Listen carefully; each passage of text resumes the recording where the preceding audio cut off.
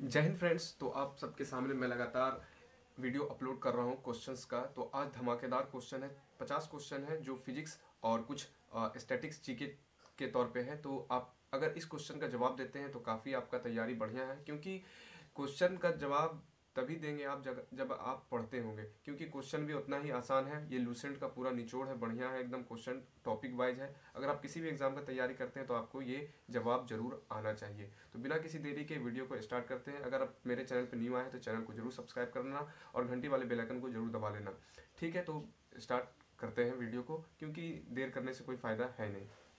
तो यहाँ पे देख पा रहे होंगे आपके सामने स्क्रीन पर पहला क्वेश्चन है कि पहला क्वेश्चन आपके सामने ये है कि ध्वनि तरंग की आवृत्ति होती है। ध्वनि तरंग की आवृत्ति क्या होती है?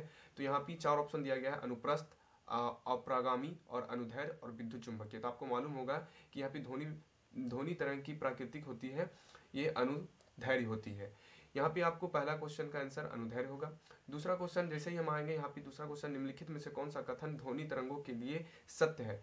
तो यहाँ पे आप देख पा रहे हैं कि इनको ध्रुवित किया जा सकता है, ये निर्वात में चल सकती है, ये नहीं ऐसा। 0 डिग्री सेल्सियस पर इनकी चाल 332 मीटर पर सेकेंड होती है। इसका ये उत्तर बिल्कुल सही है। सी नंबर उत्तर इसका बिल्कुल ही सही है, दो का। उसके बाद तीसरा नंबर क्वेश्चन बढ़ते हैं। तीसरा नंबर क्वेश्चन ये है कि अवश्य तरंगों की आवृत्ति कितने होती है? आश्रव तरंगों की आवृत्ति कितना होती है? आश्रव तरंगों की आवृत्ति कितना होती है? कितना होती है? 20 हर्ट्ज से कम या 20 हर्ट्ज से अधिक या 20,000 हर्ट्ज से अधिक या 20 हर्ट्ज से 20,000 के बीच। तो ये 20 हर्ट्ज से कम होती है आश्रव तरंग की आवृत्ति। चौथा नंबर क्वेश्चन है, प्राश्रव तरंग में ध्वनि तरंगे जिनकी आवृत्ति क्या होती है? प्राश्रव तरंग में कितनी होती है? तो इसका उत्तर हो जाएगा 20 किलो हर्ट्ज से अधिक। उत्तर नंबर सी, 20 किलो हर्ट्ज से अधिक। चौथा नंबर, पांचवा नंबर क्वेश्चन है, प्राश्रव तरंगे मनुष्य द्वारा क्या किया जाता है? सुनी जा सकती है, नहीं सुनी जा सकती है, कभी कभी सुनी जा सकती है और इनमें से कोई नहीं। तो इसका उत्तर क्या होगा? नहीं सुनी जा सकती है। आपको मालूम है कि प्राश्रव तरंगे मनुष्य नहीं सुन सकता है, आपको मालूम होगा। पांचवा नंबर क्वेश्चन है, छठा नंबर क्वेश्चन है कि प्राश्रव तरंगों में सबसे पहले किसने सीटी बजाकर उत्पन्न किया था? मतलब प्राश्रव तरंगों को सबसे पहले किसने सीटी बजाकर उत्पन्न किया था? तो यहाँ पे 4 ऑप्शन है, न्यूटन, गाल्टन और हर्ट्ज, फैराडे ने। तो आपको ऑप्शन से ही दिख रहा होगा कि इसमें क्या होने वाला है। तो आपको यहाँ पे ऑप्शन बी नंबर बिल्कुल सही है, गाल्टन ने। उसके बाद यहाँ पे हम आएंगे, 7वां नंबर क्वेश्चन है कि शिकार पक्षियों या बाधाओं का पता लगाने के लिए चमगादड़ अथवा डॉल्फिन किस परिघटना का प्रयोग करता है? तो आपको ऑप्शन ए ध्वनि का अपवर्तन, ध्वनि का प्रकीर्णन, विस्पंदन का बनाना, प्रतिध्वनि का निर्धारण करना। तो ऑप्शन कौन सा होगा? प्रतिध्वनि का निर्धारण करना। यहाँ पे ऑप्शन डी आपका बिल्कुल ही सही उत्तर होने वाला है। ऑप्शन डी बिल्कुल ही सही उत्तर आपका होने वाला है।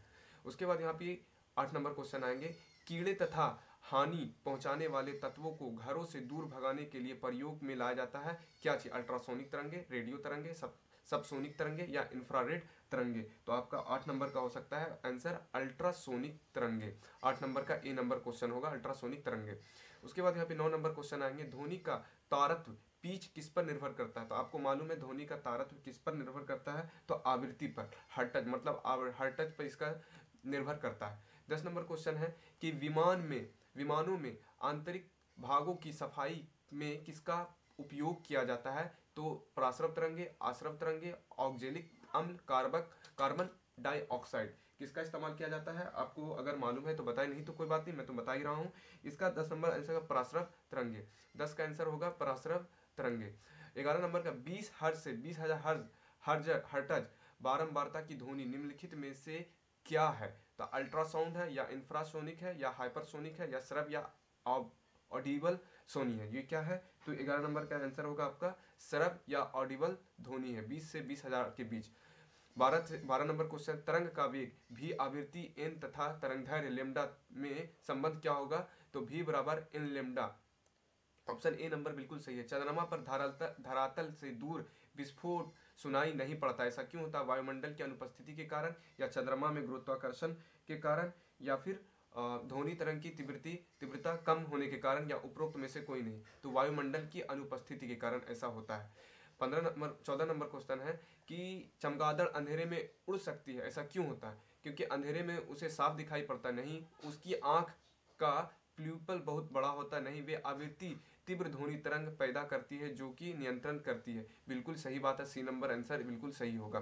15 नंबर क्वेश्चन है कि कथन दिया हुआ है, कथन है, कथन बी, कथन है और कथन भी दिया हुआ है। चमगादड़ रात्रि में किस वस्तु से बिना टकराए हुए ही उड़ता है? चमगादड़ से इंफ्रासोनिक तरंगे निकलती है। इसका उत्तर क्या होगा? तो इसका उत्तर होने वाला है आपके सामने सी नंबर, मतलब कि ए सही है परंतु आर गलत है। ए नंबर सही है परंतु आर गलत है। 16 नंबर क्वेश्चन है, वायु में ध्वनि की चाल 332 मीटर पर सेकंड होती है, यदि दाब बढ़ाकर दुगना कर दिया जाए तो ध्वनि की चाल क्या होगी? वायु में ध्वनि की चाल 332 मीटर पर सेकंड होती है, यदि दाब बढ़कर दुगना कर दिया जाए तो ध्वनि की चाल क्या होगी? 16 नंबर क्वेश्चन है, क्या आप इसका जवाब दे सकते हैं? 332 मीटर पर सेकंड इसका सही उत्तर होगा। 332 मीटर इसका सही उत्तर होगा। उसके बाद हम यहाँ पे आएंगे 17 नंबर क्वेश्चन, निम्न द्रव्यों में से ध्वनि सबसे तेज यात्रा किसमें करती है? ये आपको जवाब देना है कमेंट्स में। अगर आप जानते होंगे इतना आसान क्वेश्चन है तो जरूर जवाब देंगे इसका। 18 नंबर क्वेश्चन, बादलों की बिजली की चमक में काफी समय के बाद बादलों की गर्जन सुनाई देती है, इसका क्या कारण है? 18 नंबर का क्वेश्चन के इसका क्या कारण है? तो इसका बादल ध्वनि तरंगों को रोक देता है, गर्जन बाद में उत्पन्न होती है, प्रकाश निर्वात में चल सकता है परंतु ध्वनि नहीं। प्रकाश, डी नंबर ऑप्शन सही है, प्रकाश की चाल ध्वनि की चाल में बहुत अधिक होता है। 19 नंबर क्वेश्चन है कि वायु में ध्वनि का वेग लगभग कितना होता है? वायु में ध्वनि का वेग कितना होता है? तो 330 मीटर पर सेकेंड या 332 मीटर पर सेकेंड, कहीं कहीं भी ऐसा दिया रहता है, मगर जो ऑप्शन आरआरबी 2022 में पूछा गया है यही उत्तर सही होगा।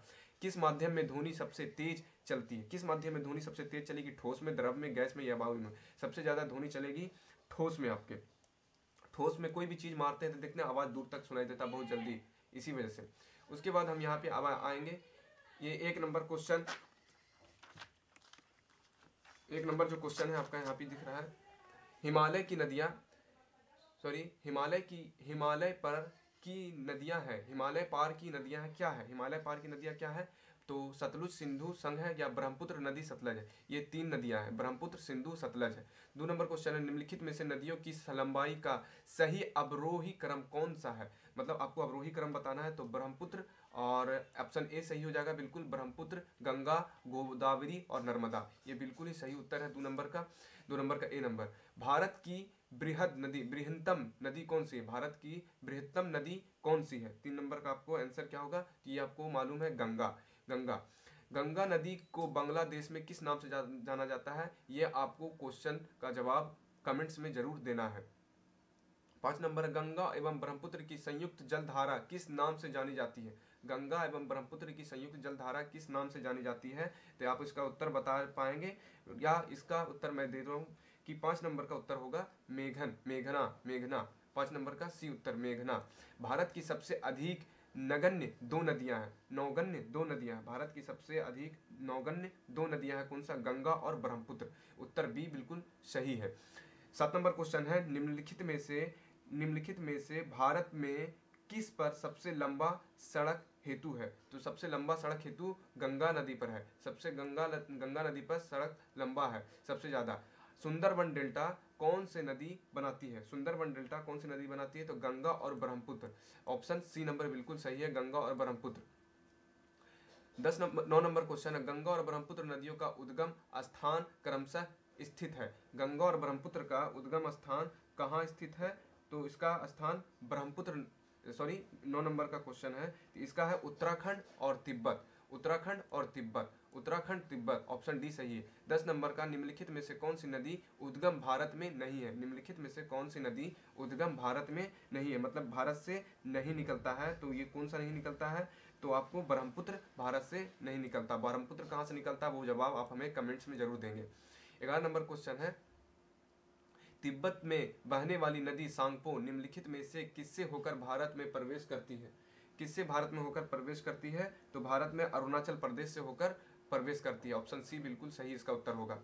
12 नंबर क्वेश्चन, सिंधु नदी की लंबाई उतनी ही है जितनी की ब्रह्मपुत्र की है, यह लंबाई कितनी है? सिंधु नदी की लंबाई उतनी है जितना की ब्रह्मपुत्र नदी की, यह लंबाई कितनी है? तो 2900 किलोमीटर, 2900 किलोमीटर, ऑप्शन बी बिल्कुल सही है। उसके बाद 13 नंबर है, तिब्बत में मानसरोवर झील के पास किस नदी का उद्गम स्रोत है? तिब्बत में मानसरोवर झील के पास किसका उद्गम स्थल तो इनमें से किसी का भी नहीं है, इनमें से सभी का। सिंधु, सतलज, ऑप्शन ए सही है, ऑप्शन बी सही है, ऑप्शन सी बिल्कुल सही है, इनमें से सभी का। उसके बाद यहाँ पे आप देखेंगे 14 नंबर क्वेश्चन है कि विश्व का सबसे बड़ा नदी द्वीप माजुली का निर्माण करने वाली नदी कौन सी है? माजुली द्वीप का निर्माण करने वाली नदी कौन सी है? तो आप बता सकते हैं इसका उत्तर बी होगा, डी होगा, ये डी ब्रह्मपुत्र। निम्नलिखित में से कौन सी नदी दक्षिण से उत्तर की ओर प्रवाहित होती है? दक्षिण से उत्तर की ओर प्रवाहित होने वाली नदी कौन सी है? बेतवा। ऑप्शन डी बिल्कुल सही उत्तर है, ऑप्शन डी बिल्कुल सही उत्तर है। उसके बाद हम यहाँ पे देखेंगे 16 नंबर क्वेश्चन, निम्न में से किस नदी को बिहार का शोक कहा जाता है? तो बिहार का शोक किसे कहा जाता है? ये इस क्वेश्चन का जवाब हमें कमेंट्स में आप जरूर देंगे, वैसे मैं कमेंट्स में इसका उत्तर बता दूंगा। काफी बदनाम नदी है ये, इसका बारे में आप जरूर जानते होंगे। 17 नंबर क्वेश्चन है, निम्नलिखित में से कौन सी नदी हिमालय से परे की नदी है? हिमालय से परे की नदी है, तो ये है सतलज नदी, ऑप्शन सी बिल्कुल सही उत्तर है।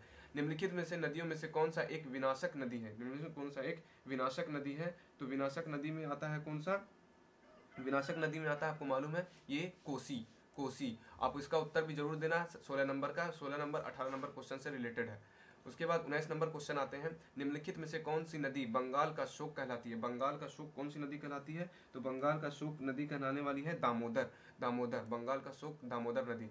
वे दो प्रमुख नदियां कौन सी है जो अमरकंटक पठार से निकलती है परंतु वे अलग अलग दिशाओं में बहती है? ये वे दो नदियां कौन सी है जो अमरकंटक पठार से निकलती है परंतु दो अलग अलग दिशाओं में बहती है? तो 20 नंबर का उत्तर हो जाएगा आपको नर्मदा और सोन। सी नंबर उत्तर बिल्कुल सही है।